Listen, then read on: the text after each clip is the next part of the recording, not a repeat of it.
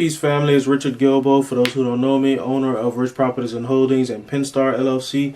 And this video is a must-have. This is the things that you must have in order to start building business credit. This is actually the very first step that we take you through when you do business with us, because this is the step that all the lenders and issuers are going to look for when you apply for credit and they try to give you some funding. If you don't have these things in order, you more than likely will be denied, and you won't be able to build your business credit profile. So the very first thing you need to have is a legal entity. You need to have an LLC or a corporation that's registered with the Secretary of State.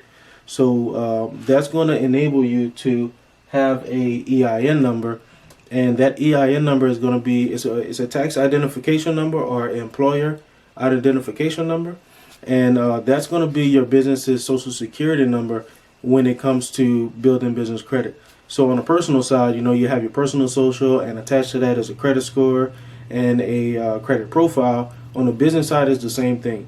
You can get business lines of credit, credit cards, business financing, vendor credit, the different types of business credit, because you have an EIN, your business's social security number. So we're building that up when we have your EIN and when you're in the process of getting business credit. So also what you need is a address. You need a brick and mortar address and not a P.O. box and not a home-based address. So if you have a P.O. box listed as your business's address, then you can automatically get denied in most cases, because a lot of fraud happens with businesses and P.O. boxes. So credit issuers and lenders, they shy away from stuff like that. So also a home-based business, if you have a your regular residential address, your regular house address as your address for your business, you can get denied for that too, because most lenders don't want to fund or lend money to home-based businesses. And also, most people don't know, but Dun & Bradstreet has actually done a thing where when they look up your business on your business credit profile, it shows a picture of your address of wherever you have listed as your business's address. So you don't want them to show a picture of your house on that on your business credit profile for all of these lenders to look at. So phone number, you need to have a business phone number. You don't need to use your cell phone. You should have a 1-800 number. You need a fax number and an office number, and that's going to make you look more legitimate. All this stuff needs to be listed. These phone numbers need to be listed with 411. That's kind of a tricky service to get, because it's not like you can just go to 411.com. But when you work with us, it's in our software. It's just one click away. You put your number in, and we pretty much do all the listening for you. So, bank account. When you get your EIN, you'll be able to get a bank account. You can't get a business bank account without an EIN. Once you have that bank account, that's what you're going to want to fund or use all of your funds through. When you make money, you put it goes to that business bank account. When you use money for the business, it needs to come out of that business bank account. You keep track of it that way, for accounting purposes, and also you don't want to commingle your money.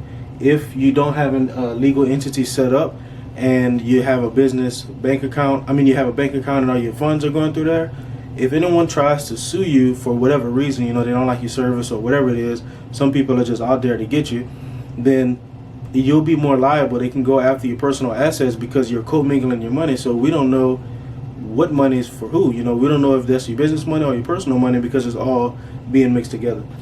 So you definitely need to have a business bank account, and that's going to definitely mitigate some of your risk. Business email. You don't need to have a AOL or a Hotmail or a Gmail or a Yahoo. It needs to be whatever your website is, because that's the next thing you need to have as well, is a business website. Let's say it's taxadvisors.com. Your email needs to be info@taxadvisors.com or support@taxadvisors.com, or whatever it looks like for your business. But it needs to be professional. It needs to be legitimate, because all of these people that we're applying for credit with, they're going to look you up. And if you don't look legitimate, they're not going to give you their money, because they don't want to risk their money or lose their money. They want to make sure when they give you money, you'll be able to pay them back. And also a business license. Some industries require you to have a business license to run your business, and if you don't have that, these people are going to be checking for that. If you don't have that, you're not going to be able to get approved for funds with them, because you're not following the guidelines that you need to follow for your own business. So why would you follow their guidelines when it comes to paying them back? And that should be it. So once you reach these requirements, you'll kind of reach everyone else's requirements as well. So there are a few different things, you know, when you get to the vendor credit and the revolving lines and, you know, lines of credit and things like that, there's some people are going to have different requirements, but this pretty much gets you in the door and gets you the basics that you need, the foundation that you need in order to, you know, even have the conversation with them. Because once they look these things up, if you look legitimate, then they'll be more willing to approve you. And, you know, so when you deal with us, we know all of the vendors and the credit issuers that we deal with, we know all of their requirements. So it's not like you're going to them and hoping, like if you go on YouTube, you'll find places like Uline and Grainger. But what they don't really tell you is Uline and Grainger's requirements. They also don't tell you who they report to, because that's something that you have to know. If you don't know who they report to, you don't know who what business credit profile you're kind of building up. You know, if you don't have at least 3 accounts reporting to Dun & Bradstreet, in some cases you won't even have a business credit score. And if you don't have a business credit score or a profile with Dun & Bradstreet, then Experian and Equifax Business are going to give you a failing score. So that means anytime you try to go and apply for something, they're going to look at you as risky.